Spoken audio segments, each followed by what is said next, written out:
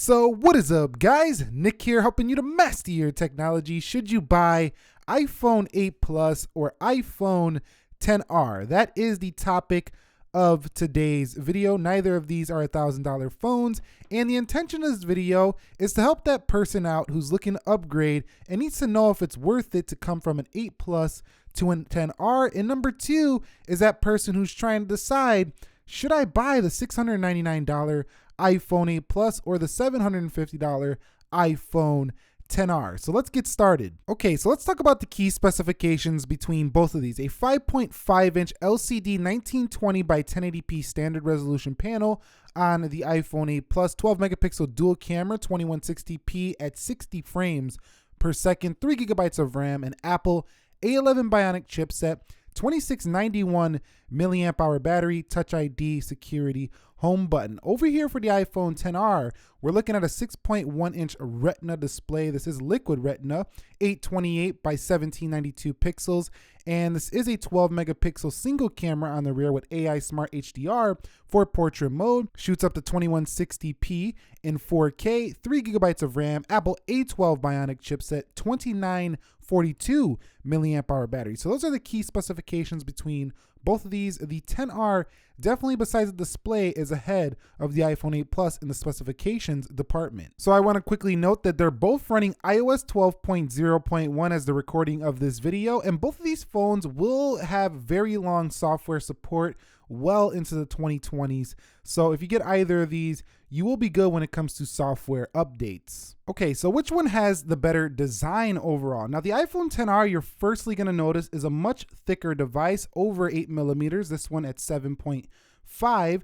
They feel about the same in the hand when it comes to the glass back. Both support wireless charging. The camera hump is a little bit thicker here for the iPhone XR than what you're gonna find on the iPhone XS Max. Dual camera, and it's even thinner. However, I find the camera quality better for the XR. Now, the sides do show a little bit of a bigger power button for the XR, and you also do have the same volume rocker and silent switch about in the same place. Now at the bottom, the holes are a little bit less for the iPhone XR. Overall, this just feels like an iPhone X version of the iPhone 8 Plus, and I think it wins the design category because it just feels more modern, more compact, and I like that single lens. It just looks kind of minimal. It reminds me of the Google Pixel 3, for example, or even the older iPhone 7 and iPhone 8. All right, so let's discuss displays. Now, the iPhone 8 Plus does offer a 1920 by 1080p 5.5-inch Retina display. This guy is 16 by 9, so every application for the iPhone 8 Plus is perfectly optimized. There's no things that are like off, that are like cutting off on the screen, so everything just seems perfectly well suited to work on this device when it comes to applications. That's a great thing. This also goes in landscape mode for the iPhone 8 Plus, so it can feel like a little mini iPad, something you can't do on the iPhone XR. That's a nice touch for the 8 Plus. And mostly what you notice here is that the display is just sharper, and it looks more like a standard panel you're gonna find like on a laptop even, or an iMac, or any kind of computer. It just has that standard feel to it, but very sharp on that 1080p. It also brings True Tone to the iPhone 8 Plus as well. So the most refined, 5.5-inch they made. Now the iPhone XR is everything that the iPhone 8 Plus is besides the sharpness. It's just as bright. It does give you the same color accuracy, the same True Tone, and seriously, the only difference is that sharpness. But when it comes to the design, you will notice that aspect ratio is a lot different as well. A lot of applications are not optimized yet for the display on the iPhone XR, and that's going to be a little bit of time before it is.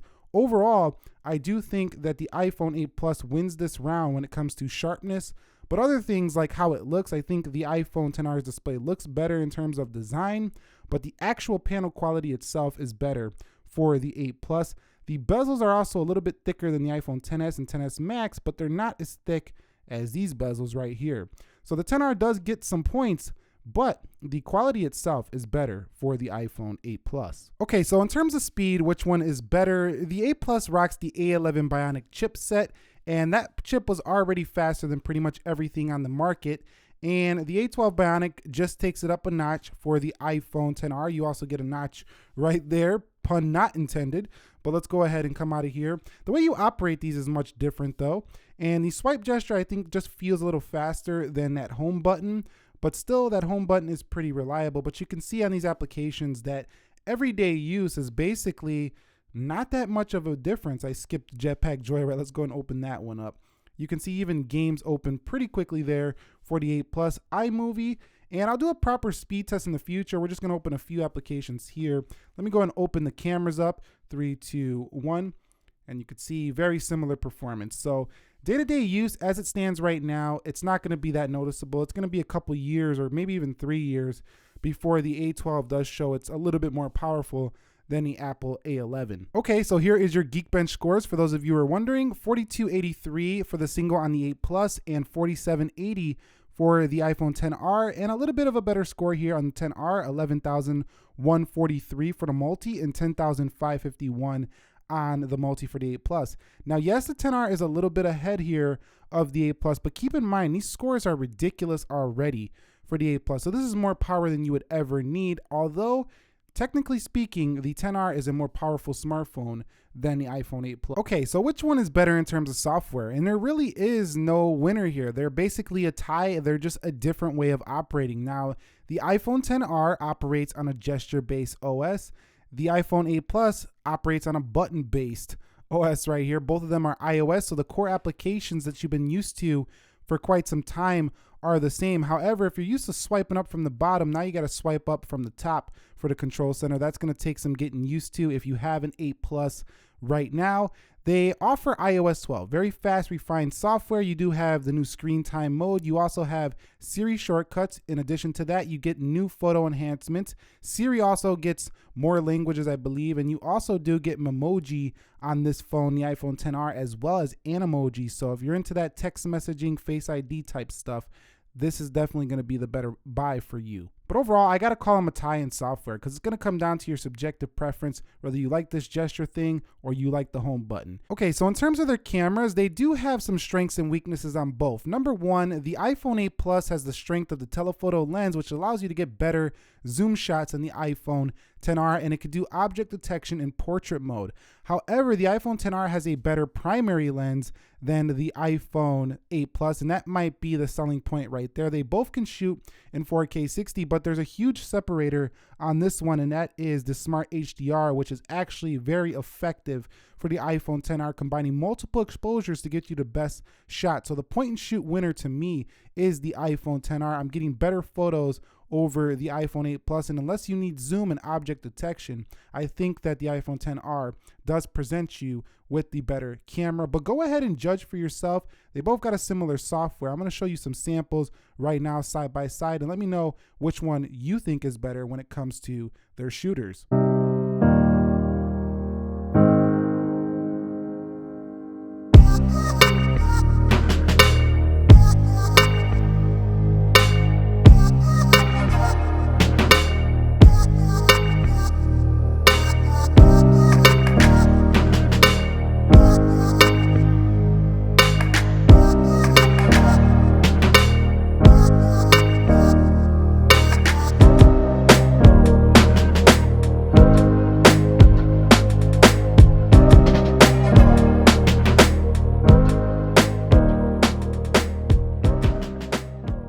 Okay, so when it comes to the battery life, which one is the better device? And I can tell you right now that the XR is seeming to be the better one so far. Lower resolution display on a more efficient chipset seems to be giving me better battery life so far on the iPhone XR. Now, Apple does claim that this phone should get at least like an hour or so better than this device, but we'll have to do a proper test to see if that's true.